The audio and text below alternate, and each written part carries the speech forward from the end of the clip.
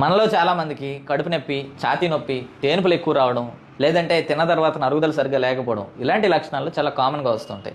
దీన్నే మనం వాడుక భాషలో ఏంటంటే గ్యాస్ట్రిక్ కంప్లైంట్ ఉంది అని మాట్లాడుకుంటాం. ఈజీగా ఈ మధ్యన ఏం చేస్తున్నాం అంటే గ్యాస్ట్రిక్ కంప్లైంట్ ఎవరికున్నా సరే డాక్టర్ని కూడా కన్సల్ట్ చేయకుండా గ్యాస్ట్రిక్ టాబ్లెట్ వాడేయడం అనేది కామన్గా ఒక కల్చర్గా మారిపోయింది. మనం ఏ ఇద్దరిని కదిలించినా కూడా గ్యాస్ట్రిక్ టాబ్లెట్ వాడే వాళ్ళే కనబడుతున్నారు. దీనికి మేజర్ కారణం ఏంటంటే మనం తీసుకున్న ఆహారంలో ప్రాపర్గా ప్రోబయోటిక్ ఉన్న ఆహారం బాగా తగ్గిపోతూ వచ్చింది. ఈ ప్రోబయోటిక్స్ తీసుకోవాలనే దాని మీద శ్రద్ధ బాగా తగ్గిపోవడం, దానివల్ల గ్యాస్ట్రిక్ కంప్లైంట్స్ విపరీతంగా పెరుగుతున్నాయండి. సో ఎప్పుడైతే కడుపులో కానీ పేగులో కానీ గుడ్ బ్యాక్టీరియా ఉందో మన డైజెషన్ ఆటోమేటిక్గా సెట్ బ్యాక్ అవుతుంది. ఇమ్యూనిటీ ఏమైనా తగ్గుతున్నా కూడా అది నార్మలైజ్ అవ్వడానికి ఛాన్సెస్ ఉంటాయండి. సో ఫస్ట్ అండ్ ఫార్మోస్ట్ ఏంటంటే మనందరికీ తెలిసిన ఈజియెస్ట్ ప్రోబయోటిక్ ఏంటంటే చద్దన్నం. దీన్ని చల్లదన్నం అని అంటాం.